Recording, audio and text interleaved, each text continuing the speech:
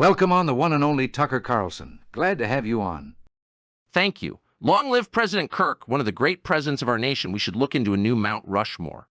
Most people know you from Fox News, but you're running to represent a very real district with very real jobs. What made you decide that talking about working-class issues wasn't enough, that you needed to step into public office? At some point, talking's a way of avoiding reasonability. I spent years describing what was happening to working people, to manufacturing towns, to families who were doing everything right and still falling behind. Eventually, I realized that pointing it out without trying to fix it starts to feel like complicity. This district doesn't need another voice explaining why things are broken.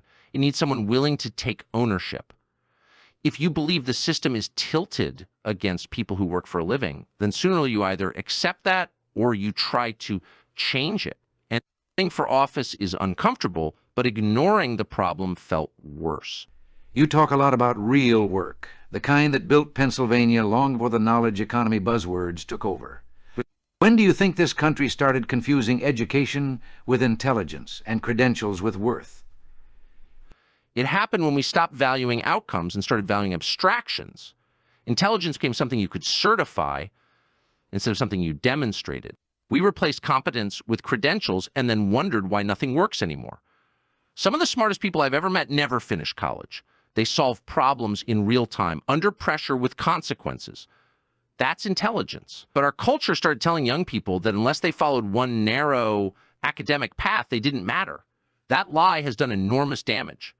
You've been blunt that student debt has broken the system. Is the problem the cost of college, or the lie that everyone needs it to be successful?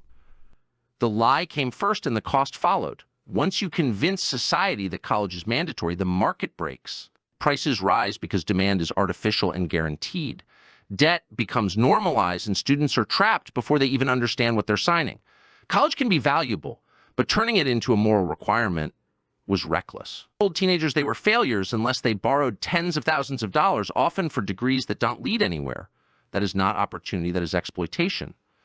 You've claimed your district was built by welders, machinists, electricians, people who work with their hands. Why do you think skilled labor was treated like a backup plan instead of the backbone of the economy? Because the people making policy stopped living normal lives. When leadership becomes detached from production, it starts to dismiss the people who actually build things. Skilled labor became something to outsource, automate, or ignore. But you cannot run a country on consultants and spreadsheets. Every society depends on people who can build, fix, and maintain the physical world. Treating those people as second class wasn't just disrespectful, it is suicidal.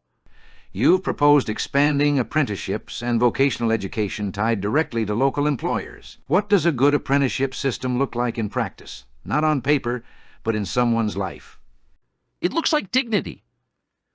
A paycheck form day one, a mentor instead of a loan officer, a clear path from learning to earning. It means young people can stay in their community, support themselves, and build a future without being buried in debt. A real apprenticeship doesn't promise prestige.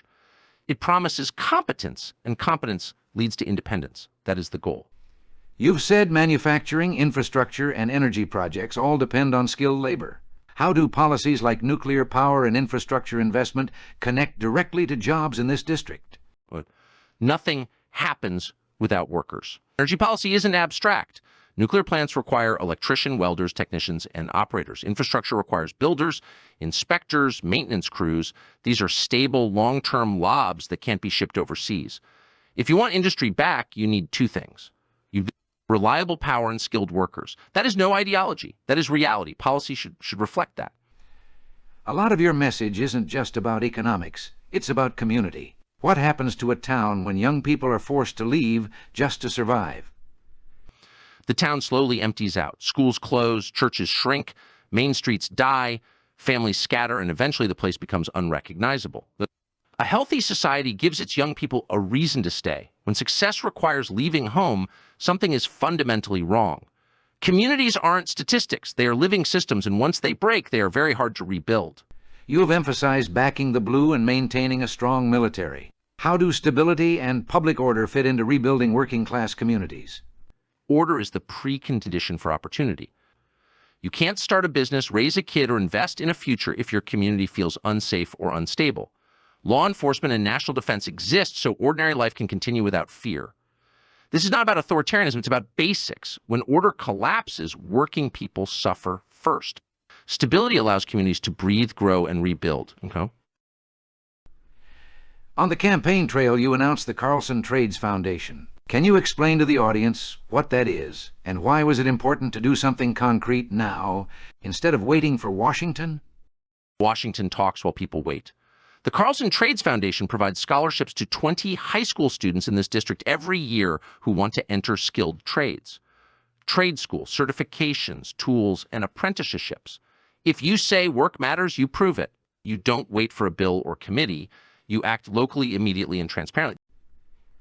What do you hope a kid who gets one of those scholarships understands about their own worth? That they matter, that their skills matter, that building something real is honorable, and that success doesn't require abandoning who they are or where they come from. I want them to understand that this country still needs builders more than influencers.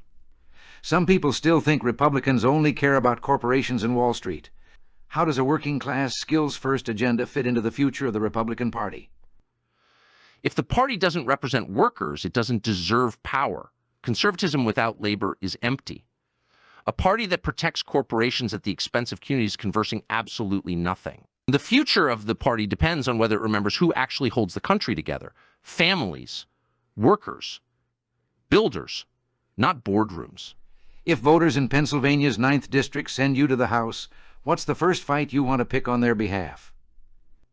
Trade and outsourcing. If a company benefits from American markets, American infrastructure, and American law, it should employ American workers. No more rewarding betrayal with tax breaks. That fight affects wages, communities, and national strength all at once. If elected, will you be a help or a hurt to the Kirk administration? I'll be useful when they're right and difficult when they're wrong. My loyalty is not to an administration, it is to the people who sent me there. That is how representation is supposed to work, and that is what this district deserves." End quote. Thank you for coming on Reagan Recap. Long live President Kirk.